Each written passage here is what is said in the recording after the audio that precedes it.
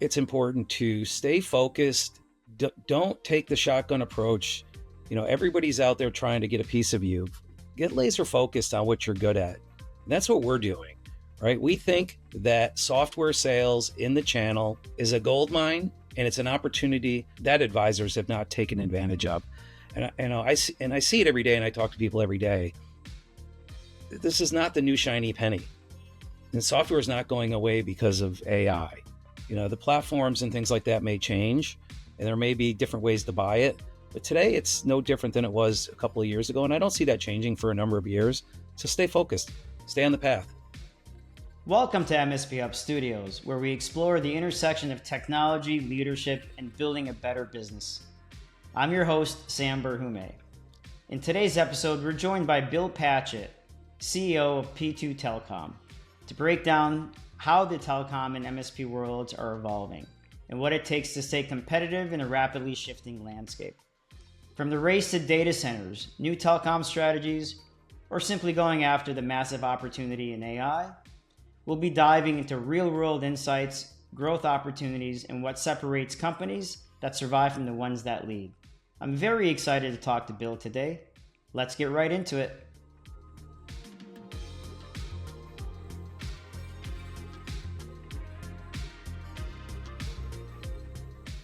How you doing, Bill? Fantastic, Sam. Thanks for having me. It's a pleasure to have you as well. We're excited to have you as the first host of our show. You and I we share a partnership together, so we do know each other a little bit. But tell us a little bit about yourself. I'm the founder of P2. We're a 19-year-old technology distributor. Started out in the voice and data space primarily, and have slowly, over the last 5 years, transformed our business into a software distribution company, which is where our partnership kind of got started. That's fantastic. We enjoy working with your group as well. Clearly, the telecom space in the last 20 years has changed. What are some of the biggest dynamic changes that are relevant to your business model today that you've had to adapt to? It's the race to zero. Yeah. So you have to continue to sell X amount of dollars per year to kind of keep your revenues the same. And the renewal side of the business, with all the compression that's going on, has made it very, very challenging. And I think that's why you're seeing so many people kind of exit the space or, merge their businesses with others. I'd also argue the fact that you've managed to take on that challenge and you put yourself ahead of the competitors out there and set yourself apart from the ones who did not survive the space, I guess is the best way to put it. Yeah, we're plugging away. We've got multiple relationships. We're an app direct house, but we've kind of steered some of that business towards you guys as well. We're big fans of the Microsoft space. You guys have been instrumental in helping us, better understand it and bring some enterprise clients into the mix, which we're enjoying. That's fantastic. Tell the crowd a little bit about the total number of agents that you have working for you, and a little bit more in depth, like business model, in case we've got some interested listeners who want to hear more. Yeah, we've got about 1,500 under contract, but let's take into consideration those 80-20 rules. Sometimes it's higher, sometimes it's less. But we have 400 or 500 that contribute every month. And I would say that we probably have under 100 that are selling software. The industry still has not migrated to wanting to sell it, but I think they're going to in the next year. I'm looking forward to it. It's going to be exciting times. Definitely. Yeah. It's definitely converting. It's actually brings me up to my next point, which is, in the last 15, 20 years, telecom and traditional MSPs have kind of merged a bit together, or at least intersected with the business models, because there's a lot of overlap, but complementary things as well. What's been your experience seeing MSPs get closer to the telecom space and vice versa? Well, it's interesting. We have just over 300 MSPs that we're contracted with today. They have become, for us anyways, more active than the traditional advisors. But I think it's got a lot to do with our relationship with you guys. In the past, we haven't been able to sell them some of the licenses because they were using Disty, right? So, we have a direct relationship with you guys that are a Disty. So now there's a fit for us to play in that space. And I think it's great with Microsoft. But I also like the fact that we're layering on, some products like Coro and Trustify on the email security side of the house that the MSPs, they just weren't buying from us before. So you guys have helped us open up a whole new revenue stream That's that great. we're very excited about. Oh, it's a pleasure to have you as a strategic partner of ours, and we're equally as excited. And more importantly, I think it's complementary. 1,500 agents, that's a pretty serious workforce, and succession rate you've got going on. So we both benefit from that experience. When it comes to revenue and margin, right? You're the CEO of a big group. And we all know technology enablement and the SKUs and products we sell, et cetera. But what do you look for in a healthy business when it comes to revenue and margin? Like what are you keeping an eye on? I'm keeping an eye on the overall software versus voice side of the business, right? As I said earlier, the compression in the voice side of the business is crushing partners. I'm not even sure they all track it the way that we do, right? But it's, you're talking 5, 6 years ago, it's $40 a seat for a user. Today, you're in the $9 to $11 realm, right? As a business guy, I'd rather sell a $30 Microsoft license and add on another $15 to $20 email security SKU, bringing that overall revenue up to what was higher just 5, 6 years ago. I don't think anybody's looking at that, right? And at 1,000 users, that's 50K a month, Yeah, right? Give or take. yeah, absolutely. That's a big win for anybody. And I think you hit a really good point, which is the differentiator between all the competition these days is all service value oriented, right? Everyone can sell a product. With the rise of AI, technology products can even be more aggressively sold. But I still think there's a human factor part of this business that will never change, and that's value. Love to get your take on that. Well, we've been fortunate over the years. People always ask how we got so many advisors, right? Because there's so many of my competitors that they're enormous, quite frankly. They're considerably bigger than we are. But we've always done what we're doing today, finding that niche, finding that hole in the market and bringing value to the partner or the MSP. And that's how we've grown. Uh, there's not a lot of people doing what we're doing. We kind of like it. We don't have to be the biggest, out in the marketplace today. But when you're bringing your advisors and doing things like what we're doing right now, letting people see what we're doing different than what the giant guys are doing, there's a lot of value there. There's a company called, as we all know, Intellisys. They sold to ScanSource, but those guys were really white glove, and we like to be that white glove company as well. And I'm not saying that ScanSource today doesn't do that, but back in the day when the three Ricks were involved, they did an amazing job white gloving their advisory community, and I think we do that today as well as everybody else. Everybody might say they do it. I mean, I think we speak a little louder when it comes to that, and we pride ourselves on it.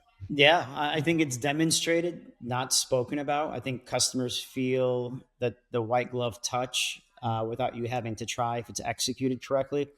And frankly, I've been in this space for north of 25 years, and the most successful relationships that I've had are ones that we, cared for, we got involved with. It was not just a customer, but it was a journey for them. And I would tell you probably 15 to 20 of those customers have been with me now for over 25 years still. Right. Yeah. And it's kind of funny how Listen, you get closer to you them. can't walk away. You got to stay involved, right? Yeah. Like, and I like the fact that this is not a public service offering here, but you and I together closed a really big deal just yesterday. I think it was yesterday or Monday. You were involved in that deal from day one, and we appreciate that kind of stuff. We do the same thing. Guys will say, "Why are you on these calls?" We're on the calls because one, we're passionate about it, and two, we want to own it from cradle to grave, right? And you guys have done the same thing with us. We enjoy that. We've had a good week thus far with you guys, to be honest with you. Yeah. I think Warren Buffett says it best, right? It takes a lifetime to create a relationship and 30 seconds to torch one. So, Right. that's important to be able to maintain that level of quality and association. And when you think about it, I guess the question, quick follow-up question to that is what goes into the customer service aspect of a relationship? Obviously you're the CEO of a big company. You're not involved on every little minor detail, but when you think about it from the standpoint of a customer and you ask them how your experience was, A, what do you expect to hear from them? And B, how do you ensure that level of success internally? We partner with people that are they're gonna stand up to they're gonna do what they say they're gonna do, right? And we've had that experience with you guys. We've had it with App Direct, and we've actually been very, very focused on bringing very tight niche relationships like the one that you and I have right now, right? You took the time to come see us when we were over in Naples. We got to know you. We got to know your team, and your team is an extension of our team. And every relationship that we have, whether it would be on the software side or the voice and data side, we have that same relationship with all of our vendors. We don't just go out and sign a vendor because we hope that somebody's going to sell it, right? Every relationship we have, and we have hundreds of them, but I would say that 90% of our business runs through 10 different vendors. That's the magic sauce. Right. Keep it simple, fourth grader level, do right by the customer, run a successful, customer service experience. And I think for all those listening, you'll have a customer for a lifetime if you do it correctly. Yeah. Would you agree to that comment? Yeah. 100%. Yeah. 100%. Yeah, I would as well. So Bill, as the industry is evolving, there is considerable conversation happening around agentic AI, generative AI, all of the hyperscalers out there in the data infrastructure space. Pick a topic of the three. Which one excites you the most and which one makes you nervous the most? They all make me nervous. every one of them. I like agentic AI. Not everybody does. We're using a platform right now called Landbase, which is an agentic AI platform, although they're transitioning their business up a little bit off of that as well. But I like agentic AI, I think, a little bit more than the others. But again, Sam, it's such a hard question to answer, right? There's so many things revolving around AI that, I mean, if you're not focused on just that, you're going to get blown away, right? You're not going to be an expert at it, and everybody claims to be an expert, right? Every voice provider is now, and it is an AI-based voice provider. I mean, I had a guy call me last week and say, "Hey, we've got this AI-based voice platform now," and I just said, I'll leave his name out of this, but I said, "Doesn't everybody do that?" And that same day, I received 4 solicitations surrounding it. So it's just such a vast question to answer. And I think everybody's got their own take on it. I think it's just going to shake out over time. I don't think they're all here for the long haul, to be honest with you. I agree. And the challenge with the AI providers today is that they're constantly evolving and changing their narrative and their stories. So even what they're telling you the play is today, there's just not enough business information there to help drive the current status that they're at. So they're going to keep changing more and more as the industry grows. So thank you again for your time today. It's, we set up these podcasts to be able to share our vision and our leadership skills and things that we've learned throughout the years being business owners. What would you leave the audience with? Maybe a couple of points coming from a great CEO like yourself. Well, I don't classify me as great, but I appreciate the comment. I think it's important to stay focused. Don't take the shotgun approach, especially in our side of the business. Everybody's out there trying to get a piece of you. Get laser focused on what you're good at. And that's what we're doing, right? We think that software sales in the channel specifically is a gold mine, and it's an opportunity for advisors that advisors have not taken advantage of. And I see it every day, and I talk to people every day. This is not the new shiny penny, and software is not going away because of AI. The platforms and things like that may change, and there may be different ways to buy it. But today, it's no different than it was a couple of years ago, and I don't see that changing for a number of years. So stay focused, stay on the path. Stay on the path, you're going to be successful. I would agree.